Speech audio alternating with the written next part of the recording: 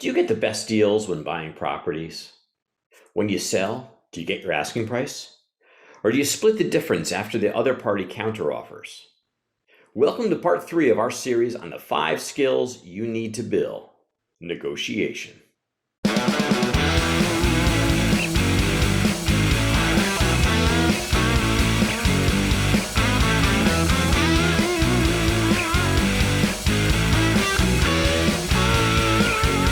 Hello. Welcome to the Land.MBA podcast. My name is David Van Steenkist, and I'm here with my co-host, Mr. Howard Zunder.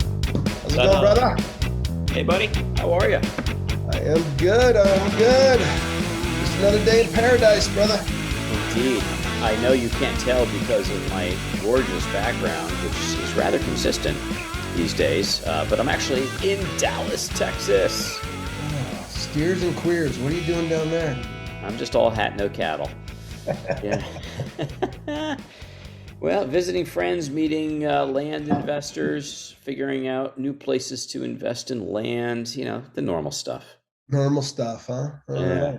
Eating a lot of barbecue. Well, that's the place to do it. I'm feeling pretty confident that I am going to add minimum 15% to my body weight before I get home.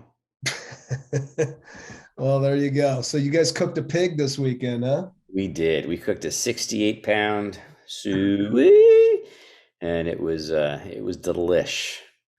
Got up at 3:30 in the morning to get it up on the spit. Took it off about 3 o'clock. Let it sit for a while, and we're still eating it, of course. The pig. It's the pig that keeps on giving. So no room for a good Texas steak before you leave? Well, I'm meeting a bunch of land investors tonight at the Hard 8 Barbecue, and it's supposed to be a really good barbecue place. So I'll probably switch from pig to beef tonight. All right. But I'm still looking more like a pig every day.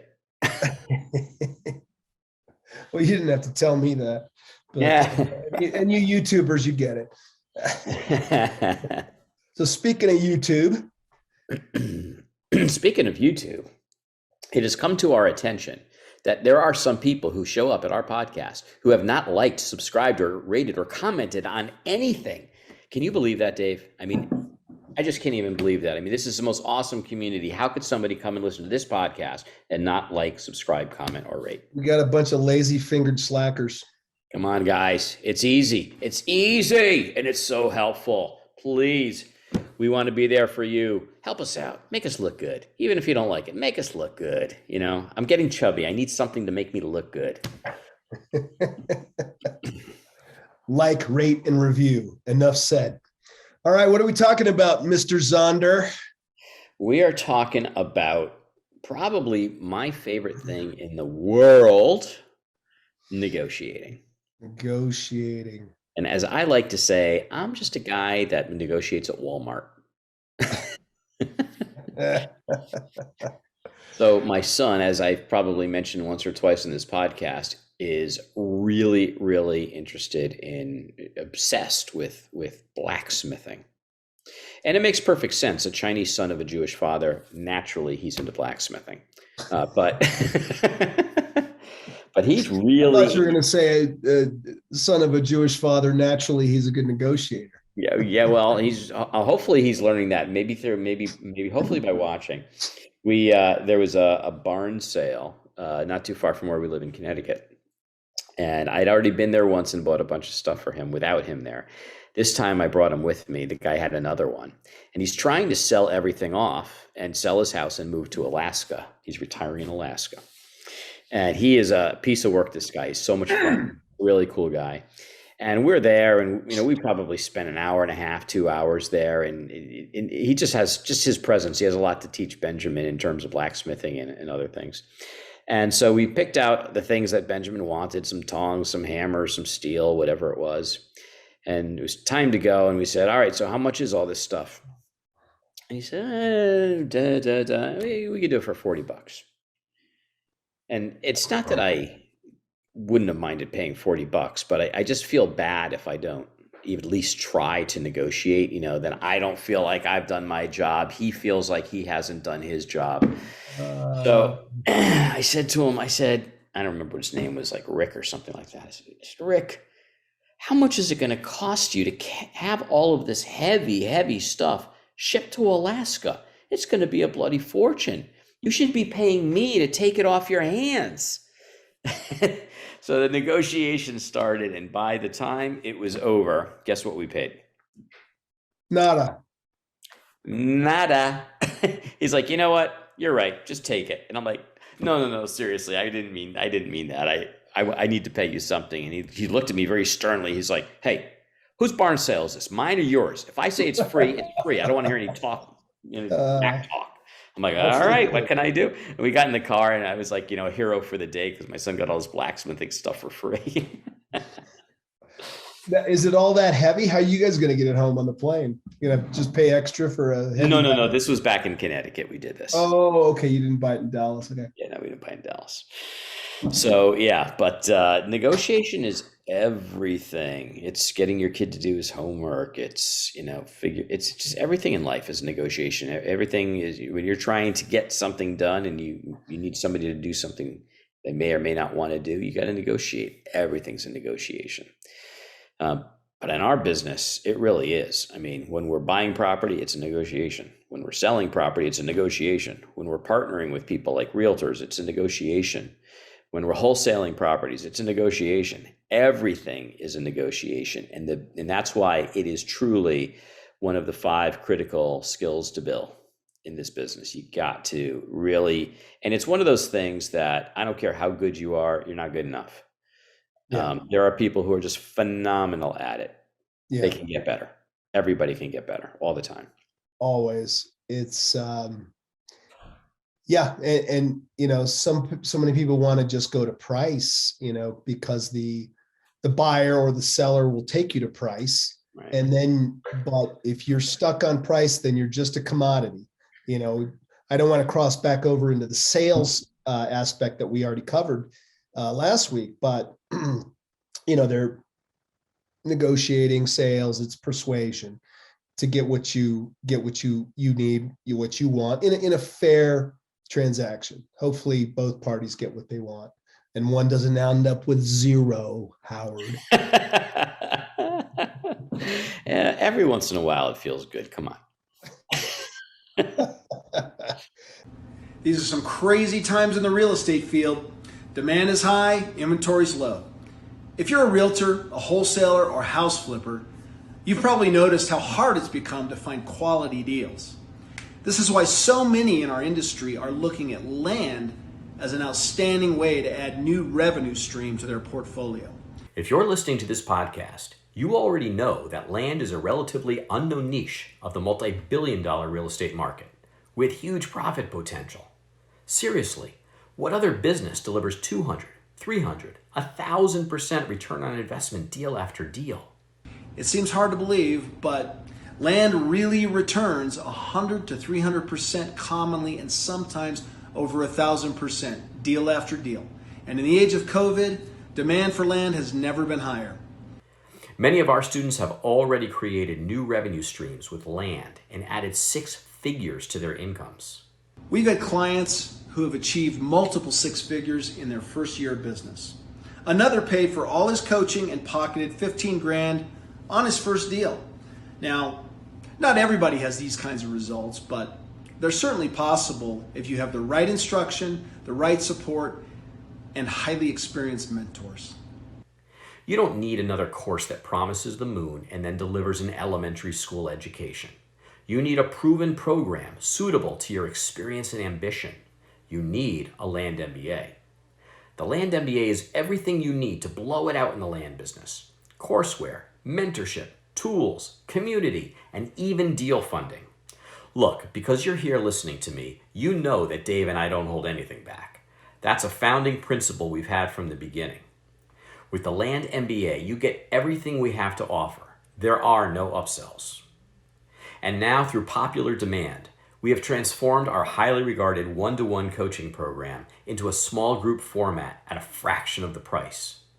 If you're ready to build a 6-figure income with the freedom of being your own boss, go right now to www.land.mba/fortune. That's www.land.mba/fortune. Let us help you create your next path to wealth. What are some of your key negotiating strategies? Let's talk about maybe on the buying side first. Yeah, well, I know when I get on the phone, I don't always like to shoot from the hip when it's a negotiation. In fact, I never like to shoot from the hip when it's a negotiation. So before I get on the phone, especially with a seller, I've already looked at the property. I've looked at it on Google Maps, on Google Earth, perhaps on the GIS system. I have to. I've looked at the zoning. Anything I can get, I'll go into data tree. I'll go into the county. I like to have a lot of information before I get on the call, and that's why I never just answer the phone right away.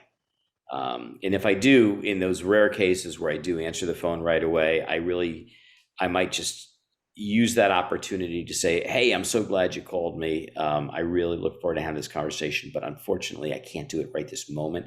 Can I call you back in 2 hours? And that way I do a little bit of rapport building. I sound like a human being, but I don't lock myself into getting into a conversation that I'm not prepared for. Right. Because when I get on that call, I'd like to have a pretty good idea of what my objectives are. So by that, I mean, I've already kind of made some assessment of whether I think this is a property I'm interested in. And I've already got in my head two critical numbers. One is the number I'd really like to pay for it. And the other is the number above which I will walk away. Right. Yeah. Yep. Exactly. The desired number, and then the number that you can't go above. Yeah. And usually it's going to fall somewhere in between that. Yeah, you mentioned, what was the word you said? Prepare, that you like to be prepared. And that's a critical component of negotiating. I mean, a lot of times we try to wing it too often, because maybe it's a topic we know, or, we figure we know land and we don't get as prepared as we can be. Now, some people you can also over prepare and waste time and get analysis paralysis, but you need to have a system where you very quickly prepare to come up with those numbers, and but also to know more details about the property, because it's not always just about numbers. It's not. And really the first call with the seller, I try not to have a conversation about numbers at all. In fact, if anything, really all I'm gauging on that call is whether the original price that I sent in my letter was acceptable to them or not. And they're very happy to answer that question. Sometimes they offer it without your asking in various tones of voice. But if it's a property that I'm interested in, I simply want to let them believe at that point that anything is possible. I'm not going to lock them in. I'm not going to lock myself in. And what I typically, I know that you and I do this a little differently, Dave, I think, because you like to very quickly get a revised purchase agreement, get this thing under contract. I usually like to go through some due diligence and then do a final negotiation after the due diligence, because I use the information in due diligence to talk down the price a little bit more. Yeah, and I used to do that, but we've adapted because in recent months and years, at least in our business, people are so busy, and if it takes too long, that you're allowing time for, so it's really hard to get people back on the phone sometimes. And if it takes days or a week or two, which it does take sometimes to get back in touch with people, well, meanwhile, they've received a little more mail, and they may receive 2 or 3 offers during that time that they like better than yours. And so I want to get them under contract. And then after I do my due diligence, if I discover something that makes me need to walk the price back a little bit, I've already got some commitment from them. That's a really, really good point. It has gotten more competitive out there. A lot more people sending letters, and And you're right. It really is a smart idea to get them locked in as quickly as possible. So maybe I actually need to adjust. Maybe we'll start having some more money conversations on the first call, beyond simply, so are you okay with the price? Excellent. Good. Yeah, I like to. In fact, I mean, even nowadays, I'm, like my acquisitions manager, she was, if they'd if they'd asked, if they agreed on a little bit different price, they'd ask to send a revised contract. And I'm telling her now, no, just tell them to scribble it in and initial it and take a picture and text it to you. Yeah. And then we'll send you a revised copy later, or the title company is going to fix all this. But I don't want them to get off the phone. Right. Yeah, I know that's very good. But the important thing is that you have to know your numbers when you're getting on the call. Sometimes, hopefully when you've sent your price, your offers out, the numbers are correct, and you've got your pricing that makes sense. But sometimes we price too high, sometimes we price too low, and we send out our mailers. But when we get on the phone, it's nice to have a sense of, am I ballpark right or am I ballpark wrong? Right. Because if I'm ballpark wrong, then I immediately need to take some action to reset expectations. Yeah, exactly. And what is that little nuance that Chris Voss talks about in Never Split the Difference when it comes to that? Yeah. So we'll just kind of put this out there right now. We'll put the link in the show notes. But the book that it's to me, it's like the most important business book that's come out in the last 10 years. I just recommend it to everybody I meet. It's called Never Split the Difference by Chris Voss, who was a international hostage negotiator for the FBI. The book is just utterly brilliant. And he has something, he's got many ideas in there. We'll cover some of them today. But one of them is what he calls an accusation audit.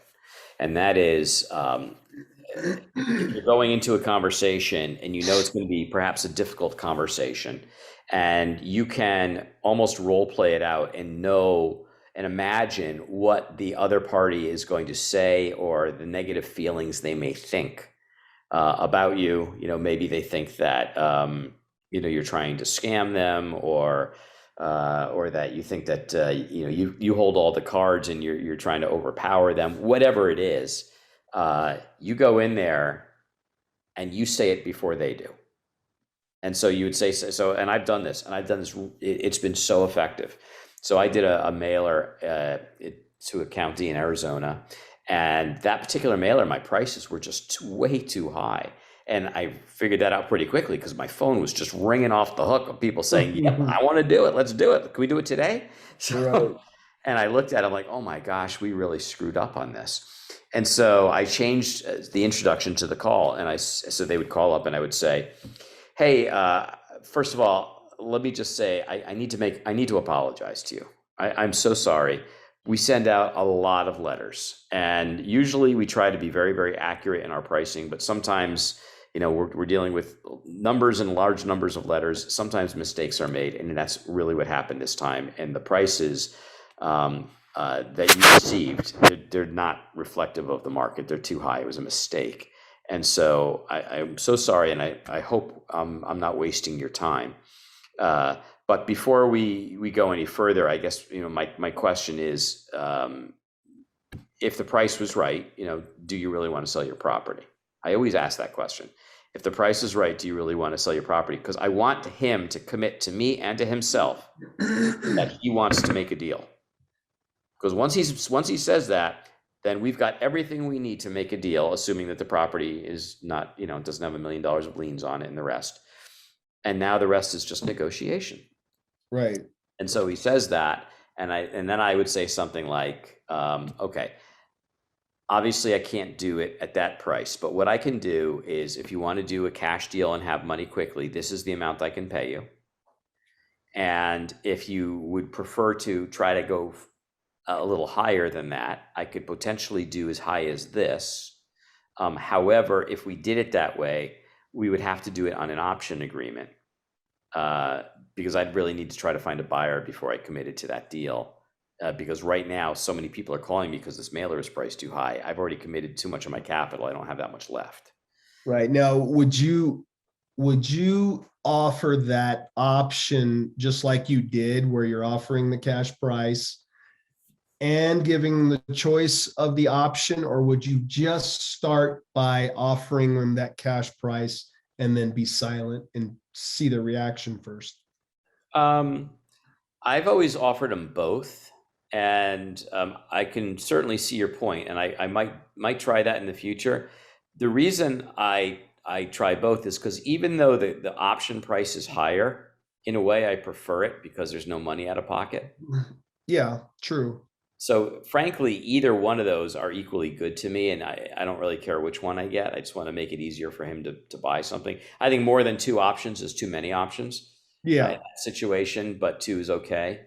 But I think you're leading to a really, really important point, which is the power of silence. Yeah. How do you use silence? Excuse me. Well, I like to ask a question and then just shut up and let and sometimes it's a little while. Sometimes you can have that awkward silence where they feel like, oh, they need to speak, and then you just let them speak. Or sometimes even after a comment, I'll make a comment and then I'll just be silent. I had a boss when during my sales career a while back who was a freaking master at just moments of silence. It was to a point where, I mean, he did it all the time. It was irritating, but it made you feel like it was this awkward silence, like you had to say something, you had to fill the blanks with something. And so I'll do that. I'll use that sometimes and I'll just, if it's silent, I'll just let it stay silent. So they kind of feel like they got to start talking. Because in any negotiation, persuasion, sales, silence is golden. You want to use it to your advantage. You want to use your ears and your mouth proportionally, if possible, when possible, and get them talking, because ultimately, in preparation for any negotiation, you want to know what are your critical points, your walk away number, your like to have number. But the most important thing is to learn what outcome they desire. What's the outcome that they ultimately desire? Well, you're going to get that by, asking some key open-ended questions and listening. Yep. Because it's not always price. Sometimes it's terms. Sometimes it's, the fact that you just spent time getting to know them and they like you. Right. Yeah, but we had this saying in the technology world is what's most important to you, price, features, or support? And everybody would say, well, they all are. It's like, okay, but you can only get two. You can never get three. Right. There are companies that are the best at one. There's some companies that are pretty good at two, but there are very few companies, that are really good at all three. So what's most important to you? And it's always about forcing people to make choices, because once they make choices, they reveal what's important to them. Yeah, really good point. Good point.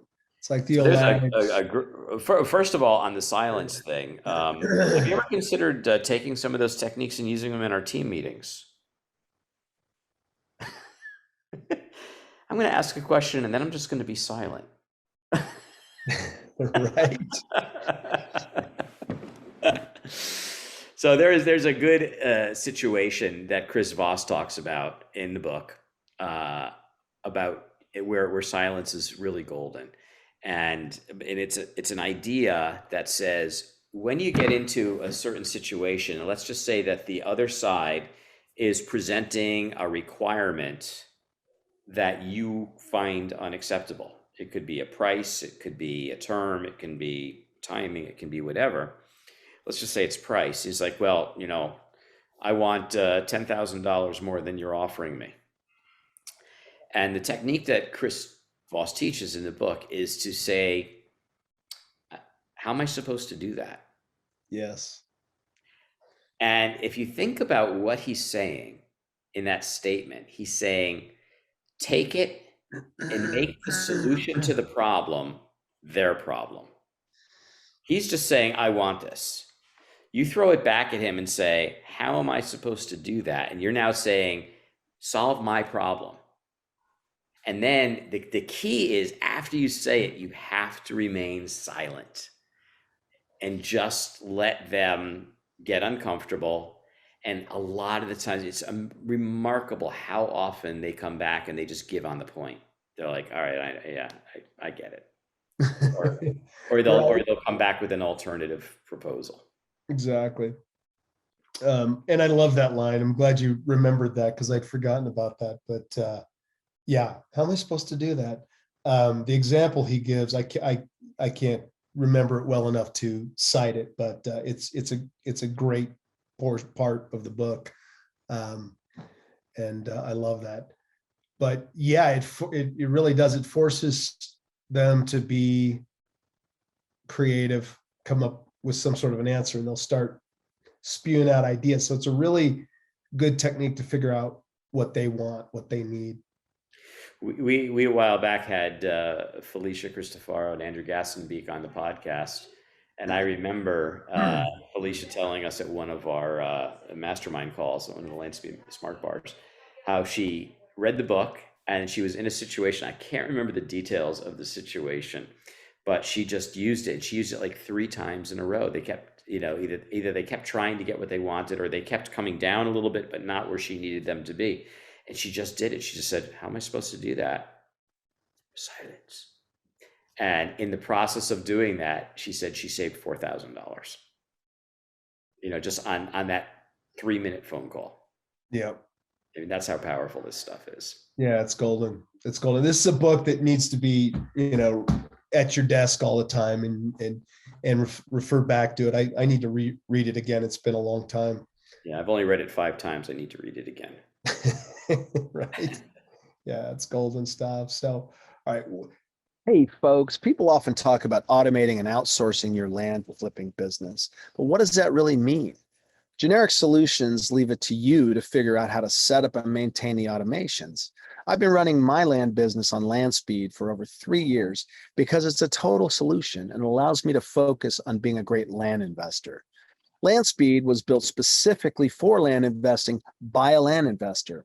And with many of the most successful people in the business using it for years, it's evolved into one of the most feature-rich solutions on the market. Some of the key benefits I get are being able to create and manage mail campaigns and neighbor letters. I'm able to automate tasks amongst my team, create contracts and deeds, and email, text, or mail them within a few clicks. I can automatically capture sales leads from any lead source, including Facebook Messenger. Then it automatically pushes those leads into my sales funnel so that I can manually follow up, but they also go into my automated drip campaign. And since Landspeed's a total cloud-based solution, I can run my business from anywhere in the world with a phone, laptop, or tablet. So if you want to turn your hobby into a professional, scalable business, just go to landspeedtech.com/Dave to receive a $150 discount today. What else do we got here on? So you've talked about, we've talked a lot about silence. We've talked about the accusation audit. How am I supposed to do that? Some other, key points that we like to talk about is something called tactical empathy. You want to talk a little bit about that technique? Yeah. So it starts with, you talked about it, asking open-ended questions. Those are really important. They're so much better than yes/no questions. We want to get them talking, because in the process of talking, they reveal to us what's important to them. And when we did the session on rapport building, we talked about how people, before they're willing to really engage with you honestly and openly, they want to feel validated. They want to feel that you understand them and where they're coming from. And what tactical empathy does is they'll explain something and you're just kind of repeating it back to them, but but in your own words, and you're saying, it seems to me that what you're saying is blah, blah, blah, blah, or it sounds like what you're saying is this. Now, you're not saying what I'm hearing is this, because now it's saying this is what I'm hearing and I could be wrong. But if you say it sounds to me like this, you can be wrong, but it's in a very inoffensive way. And they say, well, yeah, that's exactly right. Or no, that you didn't quite get it. But the important thing is that you're feeding back to them in a different kind of, with different words, what they're saying. And in so doing, it really tends to prompt them to go deeper into whatever you're talking about. So they'll hear, it seems to me that you said this. Yeah, and actually blah, blah, blah, blah, blah. And they'll go deeper and you'll learn more. And you'll know when you've learned enough. But when what you're really trying to do is get them to reveal what is important to them. It comes back to that idea of price, features, or support. In our business, maybe it's price, timing, and ease of transaction. Maybe those are the three things that matter. If you ask somebody on the surface, quickly, what matters most? Price, timing, or ease of action? Oh, they're all important. Okay, but you have to choose one. Invariably, everybody's going to say price is most important, but it's just not true. And only through getting them to talk can you discover what the truth really is. Right. Yeah. I mean, it might be, I need some money really fast because I have this whatever bill that I got to pay and, whatever. So it may not be the number. It just may need to be a certain number by a certain time frame. Yep. Could be a lot of different things, so how is that different from mirroring? So mirroring is mirroring? Mirroring. Mirroring is when somebody says something and you take the last word or a couple words that they said and you just repeat it back to them in the form of a question. In the form of a question? Yeah, like when you try to expound, you get them to expound. Oh, wait a minute, you're doing this to me now. And people will take that and they'll go deeper into whatever the issue is. So if they say something like, well, I received a lot of letters on my property. A lot of letters? Oh yeah, I get like 5 a day, blah, blah, blah, blah, blah, blah. And then you get them to start talking about what the values are and, and then why they called you versus the other guy. And you can really dig in and figure out why that's a really important thing to know. Why do they choose you over the others? Exactly. Especially if you weren't the highest one. Right. But that it works in any situation, whatever they're saying. All you have to do is repeat it back to them with a little lilt at the end, and then shut up and listen. That's right. So at the end of the day, really, all of the stuff we've talked about is to uncover what outcome they desire so we can figure out how best to meet that and how that works for us. Right. And come up with a good win-win solution. So, yeah, I think most people go into negotiation thinking that it's about finding a dollar value that's going to work for everybody. And my video seems to be frozen, but that's all right for the folks on the podcast. That's right. It's a good look for you. Yeah, I look like what's the guy from old school? Not old school. Back to school, Rodney Dangerfield. I look like Rodney Dangerfield. Don't flatter yourself. All right, I forgot what I was talking about. That's all right. I think we're about ready to wrap it up. Well, there is another point I'd really like to just get across. Oh, okay. It gets back to that whole how am I supposed to do that question?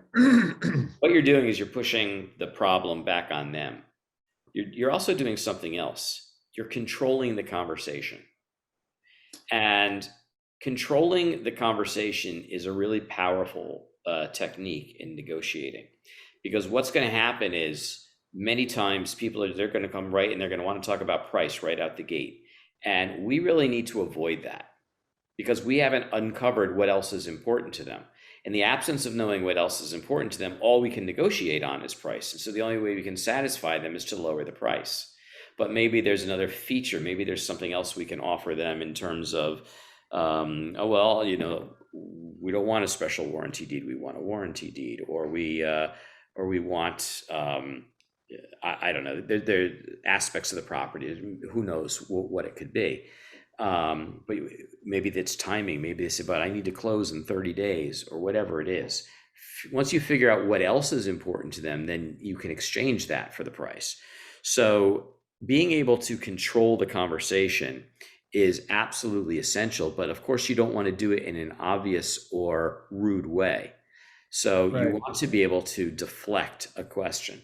So if somebody asks a question about price, for example, and it's easy to say, I totally understand. I obviously price is going to be a very key issue for both of us, and a really important part of this conversation. But before we get to that, I was wondering if I could just ask you this other thing. And you take them down that rabbit hole, which is all about discovery.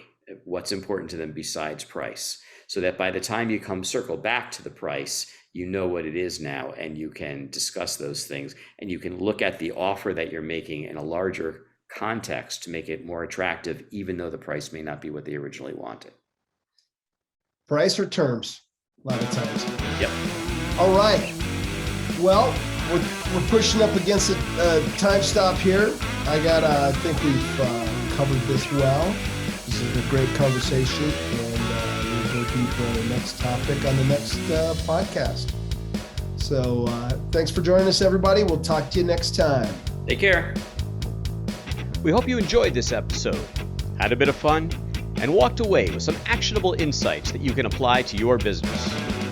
Dave and I have got some great content and interviews planned, so don't forget to rate and review, and of course subscribe to this podcast on iTunes, Google Play, Stitcher, or wherever you get your podcasts. If we mention any interesting links or tools, you'll find them in the show notes.